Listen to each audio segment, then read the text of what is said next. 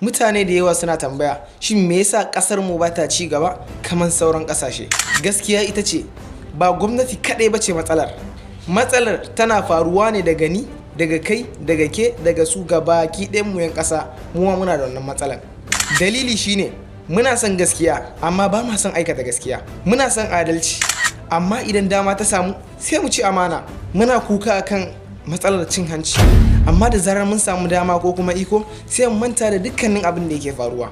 Kasar da bata da gaskiya ko da tana da arziki ba za ta taba ci gaba ba. Idan har muna son kasar mu ya ci gaba dole ne mu tashi mu gyara kanmu, mu faɗa wa kawunan mu gaskiya. Shin a gida, a aiki, a ofis, har cikin zuciyarmu fitowa za mu faɗa wa kanmu gaskiya. Idan har ka yarda da wannan magana da nake faɗi to ka fara gyara kanka a yau. Kasar mu tana buƙatan aiki ba kuka kaɗai ba. Na gode da sauraro.